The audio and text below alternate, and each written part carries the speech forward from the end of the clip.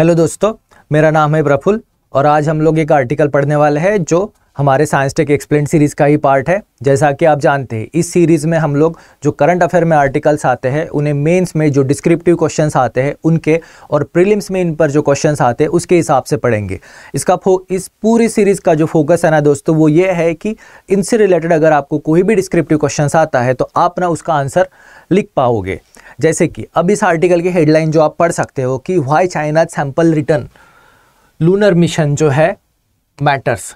अब चाइना का जो सैंपल रिटर्न मिशन है चैंगई 6, ये अभी न्यूज़ में है। अब इस मिशन से रिलेटेड हमें मेंस में किस तरह के डिस्क्रिप्टिव क्वेश्चंस आ सकते हैं कि चीन का जो सैंपल वापसी वाला मिशन था उसके मायने क्या है या उसके फ्यूचर में एप्लीकेशन कौन सी है, तो इन्हीं सभी को हम लोग आज स्टडी करने वाले हैं।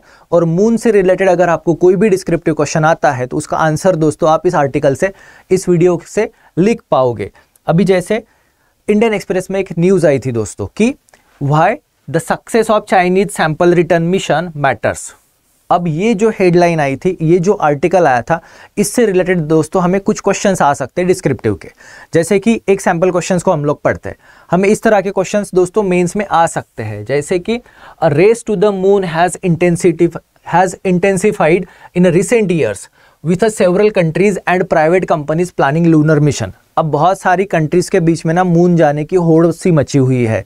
इंडिया है, चाइना है, यूएसए है, रशिया है, जापान है, ये सब कंट्रीज़ के मून मिशंस है। तो ये जो न्यू मून रेस है ये किसके वजह से चालू हुई है? अब इसमें प्राइवेट कंपनीज भी आ सकती है। तो critically evaluate the motivation behind this renewed interest. अब इन सब के पीछे मोटिवेशन क्या है उसे इवैल्यूएट करना है, क्रिटिकली इवैल्यूएट करना है। साथ ही में in your opinion what are the potential benefit and drawbacks of establishing a permanent human presence on moon। अब ह्यूमंस जो है वो अपना परमानेंट प्रेजेंस मून पर क्यों इस्टेब्लिश करना चाहते हैं, साथ ही में अगर हम लोग अपना परमानेंट बेस मून पर बना लेते हैं तो उसके क्या बेनिफिट्स होंगे, क्या ड्रॉबैक्स होंगे। इस टाइप के बहुत सारे क्वेश्चंस आपको दोस्तों आ सकते हैं। तो चलिए हम लोग इसी क्वेश्चन के आंसर को इस आर्टिकल के थ्रू ढूंढते हैं। इस वीडियो को देखकर आप इससे रिलेटेड जो भी मेंस के क्वेश्चंस आएंगे ना उन सब के बारे में आप आंसर लिख पाओगे। तो दोस्तों करंट में एक न्यूज़ आई थी कि चाइना का मून मिशन, उसका नाम क्या है दोस्तों? तो उसका नाम आप याद रखोगे चैंगई। अब चैंगई उसके सामने 6 लिखा है, इसका मतलब है दोस्तों ये 6th मिशन है। जैसे हमारा चंद्रयान 1, 2, 3 है, उसी तरह से ये चाइना का चैंगई 6 है। तो इसके पहले 5 मिशन हो चुके हैं। इस मिशन की स्पेशलिटी क्या है दोस्तों? इस मिशन की स्पेशलिटी ये है कि इस मिशन में जो लैंडर जो था, जो वहाँ पे लैंड हुआ था, उसको ना एक आर्म्स दिया था, रोबोटिक आर्म्स दिया था। जैसे कि आप यहाँ पे देख सकते हो, ये रोबोटिक आर्म्स उसे दिया था जिसने मून पर जाके ड्रिलिंग किया और वहाँ से एक सैंपल कलेक्ट किए और उन सैंपल्स को वापस अर्थ पर लेके आ गए। अब ये जो सैंपल की ड्रिलिंग हुई थी ये मून के कौन से एरिया में हुई थी? तो उस एरिया का नाम जो है दोस्तों, उस एरिया का नाम है साउथ पोल एक्टिन बेसिन। ठीक है, इसे दोस्तों शॉर्ट में SPA भी लिखते हैं, साउथ पोल एटकिन बेसिन। यहाँ से ड्रिलिंग करके चैंगई 6 ने सैंपल कलेक्ट किया और उस सैंपल को ये अर्थ पर लेकर आ गए। अब चाइनीज़ का ये जो 6th मिशन जो है ना, इसकी और एक स्पेशलिटी है कि ये जो बेसिन है, ये जो ड्रिलिंग और सैंपल कलेक्शन हुआ है, ये मून के फार साइड में हुआ है दोस्तों, मून का फार साइड। तो जैसा कि आप जानते हैं मून और अर्थ ये दोनों टाइडली लॉक्ड है। इसका मतलब ये होता है कि मून की एक साइड हमें कभी दिखाई ही नहीं देती ज़मीन से। तो जो मून की जो फार साइड है, मून की जो डार्क साइड है, उस साइड पर ये चैंग 6 लैंड हुआ और उसने वहाँ पे ड्रिल करके सैंपल कलेक्ट किए और वो सैंपल ये अर्थ पर लेकर आ रहा है। अब ये जो पूरी मिशन है इसमें कौन सी क्रिटिकल टेक्नोलॉजी की ज़रूरत होती है उसको थोड़ा सा समझ लेते हैं दोस्तों। जैसे मान लीजिए कि मिशन ने अर्थ से टेक ऑफ किया, अर्थ से टेक ऑफ करने के बाद वो मून पर जाके लैंड हुआ। अब मून पर लैंड होने के बाद वो भी मून के डार्क साइड में लैंड हुआ और वहाँ पे ड्रिलिंग करके सैंपल कलेक्ट किए। फिर उन सैंपल्स को वापस अर्थ पर लेके आएंगे और उसको अर्थ पर सक्सेसफुली रिलीज करेंगे। अब ये जो चीज़ बताने में बहुत इजी लग रही है पर इसके लिए ना बहुत ही स्टेट ऑफ आर्ट और क्रिटिकल टेक्नोलॉजी लगती है, बहुत ही एडवांस टेक्नोलॉजी लगती है जो चाइना ने अभी डेवलप भी कर ली है और इस मिशन को सक्सेसफुली कैरिड आउट करके उस टेक्नोलॉजी को प्रूव भी कर दिया है। अब ये जो सैंपल रिटर्न मिशन था इसका बेनिफिट क्या होता है दोस्तों? अब चैंग 6 जो है इसने चांद पर से सैंपल अर्थ पर लेकर आया है।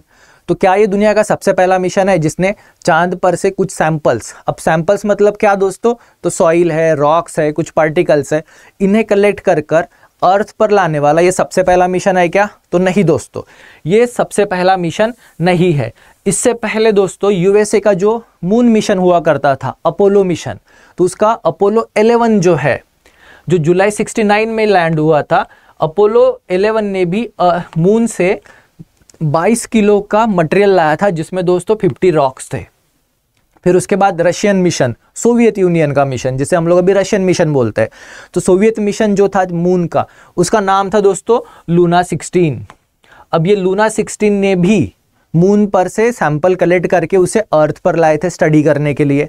उसके अलावा चाइना का जो 5th मिशन था दोस्तों, चैंग 5, चाइना का जो 5th मिशन था चैंग 5, जो जिसने 2020 में ही चांद पर से 2 किलो सॉइल ज़मीन पर लाई थी टेस्टिंग के लिए। तो फिर चैंग 6 और चैंग 5 में डिफरेंस क्या है दोस्तों? तो चैंग 5 ने मून की जो नियर साइट है, जो ज़मीन से जो हमें दिखाई देती है, वहाँ से सैंपल कलेक्ट करके अर्थ पर लाया। और चैंग 6 ने दोस्तों जो मून की डार्क साइड है, जो हमें ज़मीन पर से दिखाई नहीं देती, वहाँ से सैंपल कलेक्ट करके अर्थ पर लाए। अब ये दोनों सैंपल्स लाने के बाद उसकी स्टडी की जाती है। अब उसकी स्टडी करके हमें क्या पता चलता है दोस्तों? तो इसके पहले जितने भी मून मिशंस जो हुए थे, उन सब ने ना दोस्तों जो नियर साइड जो है, जो विजिबल साइड जो है मून की, जो अर्थ से दिखती है, वहाँ से सारे के सारे सैंपल कलेक्ट करके लाए थे। अब डार्क साइड से सैंपल कलेक्ट करने वाला चैंग 6 इकलौता है। उसके पीछे का रीज़न दोस्तों ये आता है कि डार्क साइड पे स्पेसक्राफ्ट को लैंड करना बहुत टफ जाता है, क्योंकि वो साइड अर्थ से विजिबल नहीं है। साथ ही में वहाँ पे जो कम्युनिकेशन मेंटेन करना होता है स्पेसक्राफ्ट के साथ, कंट्रोल के साथ, उसके लिए डीप स्पेस नेटवर्क की ज़रूरत होती है। साथ ही में जो डार्क साइड है, जो फार साइड है, वहाँ की टेरेन बहुत टफ है, वहाँ पे बहुत सारे क्रैटर्स है और वहाँ पे जो प्लेन्स है वो बहुत कम है करके ये बहुत क्रिटिकल मिशन हो जाता है, जो चाइना ने सक्सेसफुली अचीव किया है। अब ये जो सारे के सारे सैंपल्स रिटर्न करने के बाद क्या होगा, तो उसको हम लोग स्टडी करेंगे कि फार साइड वाले सैंपल्स और नियर साइड वाले सैंपल्स, इनमें क्या क्या डिफरेंसेस है। साथ ही में दोस्तों एक पॉइंट आप याद रखोगे कि चैंग 4 जो था, चाइना का जो 4th वाला जो मिशन था, इसने क्या किया था? इसने फार साइड पे लैंडिंग की थी। यानी दोस्तों एक शॉर्ट में रिवाइज कर लेते हैं कि चैंग 4 जो था, ठीक है, चैंग 4 जो था ये फार साइड पे लैंड हुआ था, और चैंग 6 जो है इसने फार साइड से ही सैंपल लाए, बराबर। और जो चैंग 5 था, चैंग 5 ने नियर साइड से सैंपल लाए दोस्तों, ठीक है। अब ये थोड़ा स्टैटिक डेटा आप याद रखोगे, इनके 4 और 5 में क्या डिफरेंट था। अब ये सारे सैंपल्स अर्थ पर लाने की क्या ज़रूरत है? इन्हें अर्थ पर हम लोग इसलिए लाते हैं ताकि हमारे साइंटिस्ट इनको स्टडी कर सके और इनके बारे में एडिशनल इन्फॉर्मेशन जनरेट कर सके कि ये रॉक कब ओरिजिन हुए थे, उनकी एज कितनी है, उसमें कौन से मिनरल्स है, इनको स्टडी कर सके, जो हमें हमारे फ्यूचर जो मिशंस है या जो फ्यूचर मून एक्सप्लोरेशन है उनमें हेल्प करेंगे। अब ये सारी चीज़ें हम लोग जो स्पेस मिशन है उनके थ्रू मून पर ही नहीं कर सकते, क्योंकि ये उसके लिए बहुत ही ज़्यादा एडवांस टेक्नोलॉजी लगती है जो हमारे लैब में अभी अवेलेबल है। तो ये जितने भी सैंपल्स लाते हैं उनको हम लोग दोस्तों स्टडी करते हैं। अब स्टडी करके हमें क्या क्या पता चलता है, तो दोस्तों हमारे साइंटिस्ट इसको स्टडी करके इनका केमिकल कंपोजिशन पता कर सकते हैं। इनमें जो डिफरेंट आइसोटोप्स पाए जाते हैं, जैसे कि एक आइसोटोप आप न्यूज़ में सुनते हो हीलियम 3, ठीक है, हीलियम 3, ये आइसोटोप अर्थ पर पाया नहीं जाता, पर एक्सपेक्टेड है कि वो मून पर पाया जाए। आइसोटोप्स है, मिनरलॉजी है, वहाँ पे कौन से मिनरल है, कितनी क्वांटिटी में है, आयरन से लेके गोल्ड से लेके बाकी सारी चीज़ें। साथ ही में दोस्तों स्ट्रक्चर और फिजिकल प्रॉपर्टीज़ जो है वहाँ की सॉइल की, उनको और जो मिनरल है उनको स्टडी करने के लिए ये सैंपल्स हमें ज़रूरत होते हैं। अभी जितने भी सैंपल्स लाए जाते हैं सबको स्टडी के लिए यूज़ करते हैं क्या? तो नहीं, कुछ सैंपल्स को हम लोग बाजू में स्टोर करके रखते हैं ताकि फ्यूचर जनरेशन जब टेक्नोलॉजी बहुत एडवांस हो जाए तब वो उनको एडवांस टेक्नोलॉजी के साथ स्टडी करे और एडिशनल इन्फॉर्मेशन और हमें प्रोवाइड करे। जैसे कि दोस्तों जो 1960s-70s में जो यूएस मिशन जो थे ना, अपोलो मिशन था, लूना मिशन था, इनसे जो भी सैंपल कलेक्ट किए गए थे उनमें से जो बहुत सारे सैंपल्स है जो आज हमारे साइंटिस्ट मॉडर्न टेक्नोलॉजी को यूज़ करके स्टडी करते हैं, जिससे हमें बहुत सारी इन्फॉर्मेशन मिलती है मून के फॉर्मेशन के बारे में, मून की एज के बारे में, या उसकी जो भी ओरिजिन ऑफ हिस्ट्री और उसकी जो भी जियोलॉजिकल हिस्ट्री होगी उसके बारे में हमें एडिशनल इन्फॉर्मेशन मिलती है। अब दोस्तों यहाँ पे आप और एक पॉइंट याद रखोगे कि इंडिया का चंद्रयान 4, अब देखिए चंद्रयान 3 में हम लोगों ने सक्सेसफुली मून के साउथ पोल पे लैंड कर लिया। अब इसरो जो चंद्रयान 4 प्लान कर रहा है तो उसका ऑब्जेक्टिव भी यही है कि साउथ पोल पे लैंड होके मून की जो फार नियर साइड जो है उस पर लैंड होके वहाँ से सैंपल कलेक्ट करे, उसे अर्थ पर लाए और उसे स्टडी करे।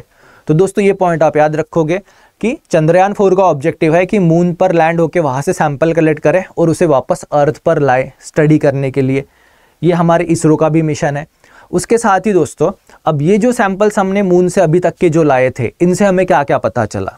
तो हमने मून से अभी जितने भी सैंपल्स लाए हैं उनसे हमें ये पता चला है कि मून की जो नियर साइड है और मून की जो फार साइड है, इनमें ना जियोलॉजिकल डिफरेंस है। अब ये जियोलॉजिकल डिफरेंस क्यों है, इसका पता हमें उन सैंपल को स्टडी कर कर पता चलेगा। साथ ही वहाँ से जो भी सैंपल्स हमने लाए थे, जो सॉइल हमने लाई थी, उस सॉइल को हमारे साइंटिस्ट स्टडी कर रहे हैं, टेस्ट कर रहे हैं कि क्या हम लोग वहाँ पे फ्यूचर में एग्रीकल्चर ग्रो कर सकते हैं, क्या हम उसको सॉइल को किस तरह से प्रोसेस करके वहाँ पे प्लांट ग्रो कर सकते हैं। साथ ही में दोस्तों मून पर जो आइस मिला है, उसमें जो वाटर है, उस वाटर को हम लोग फ्यूचर मिशंस के लिए कैसे यूज़ कर सकते हैं, जैसे ड्रिंकिंग पर्पस के लिए या एनर्जी जनरेट करने के लिए, उसके बारे में भी स्टडी कर रहे हैं और उसके बारे में भी इंफॉर्मेशन जो है वो हमें कंटिन्यूअसली मिल रही है। साथ ही में दोस्तों मून में जो क्रैटर्स क्रिएट हुए हैं या उसकी जो जियोलॉजिकल हिस्ट्री थी, लावा जो फ्लो हुआ था, उसके बारे में भी इंफॉर्मेशन ये सारे के सारे सैंपल हमारे साइंटिस्ट को प्रोवाइड करते हैं। अब उसके साथ ही जो करंट टॉपिक है जिस पर हमें क्वेश्चंस भी आ सकता है दोस्तों, वो ये कि न्यू मून रेस। आपको पूछा जा सकता है न्यू मून रेस क्या है, इसके ऑब्जेक्टिव क्या है, इसके पीछे के मोटिवेशंस क्या है। तो दोस्तों जैसा कि आप जानते होंगे कि अभी बहुत सारी कंट्रीज़ के मून मिशन है। देखो दोस्तों पास्ट में 1960s और 70s में बहुत सारी कंट्रीज़ में मून को लेकर इंटरेस्ट जागा था। वो टेक्नोलॉजिकल कंपटीशन थी, इंटेलेक्चुअल कंपटीशन थी, जो सोवियत यूनियन और यूएसए के बीच में थी। करके यूएसए का अपोलो मिशन था, सोवियत यूनियन का लूना मिशन था। पर दोस्तों अभी ये कंपटीशन फिर से चालू हो गई है और बहुत इंटेंसिफाई हो रही है। इस कंपटीशन में अभी बहुत सारी कंट्रीज़ है, जैसे कि इंडिया है, चाइना है, जापान है, यूएस है, रशिया है। ये बहुत सारी कंट्रीज़ के मून मिशंस है। इनफैक्ट 2030 तक के तो 100 मून मिशंस होने का प्रेडिक्शन किया गया है, जिसमें से बहुत सारे मून मिशंस तो कंट्रीज़ के रहेंगे, साथ ही प्राइवेट कंपनीज भी मून मिशंस कैरी ऑन करेंगी 2030 तक के। अब उसके साथ ही यूएसए और चाइना इनके जो मिशंस है, जैसे कि यूएसए का मिशन है दोस्तों आर्टेमिस, ये आपने करंट में पढ़ा होगा, ये यूएसए का नया मून मिशन है आर्टेमिस। और चाइनीज़ के बारे में तो जानते हैं हम लोग, चैंगी। ये दोनों मिशन का स्टेटेड ऑब्जेक्टिव यह है कि 2030 तक के इनको एस्ट्रोनॉट्स को मून पर लैंड करवाना है। तो दोस्तों ये सारी चीज़ें हमें बताती है कि मून मिशन जो है, न्यू मून रेस जो है, वो अभी एक्टिवेट हो चुकी है। अब इसके पीछे का रीज़न क्या है दोस्तों? तो इसके पीछे का रीज़न और जो ऑब्जेक्टिव है दोस्तों वो ये है कि अभी हमें मून पर एक परमानेंट बेस इस्टेब्लिश करना है। अब हमें मून पर परमानेंट बेस क्यों इस्टेब्लिश करना है? तो अभी तक के हमारे जो भी एस्ट्रोनॉट स्पेस में स्टडी करने के लिए जाते थे वो इंटरनेशनल स्पेस स्टेशन में रहते थे। अब हम लोग मून पर एक परमानेंट बेस बना सकते हैं जहाँ पे हमारे एस्ट्रोनॉट जाके रहेंगे और जो हमारे फ्यूचर इंटरप्लानेटरी मिशंस है, मार्स मिशन है, वीनस मिशन है, जुपिटर मिशन है, या जो डीप स्पेस एक्सप्लोरेशन है, ये सारे मिशंस को हम लोग मून से बेटर वे से कोऑर्डिनेट कर पाएंगे, बेटर वे से उनसे कम्युनिकेट कर पाएंगे। फिर अगर मून पर हमें बेस बनाना है तो मून पर बेस बनाने के लिए हमें कंस्ट्रक्शन मटेरियल चाहिए।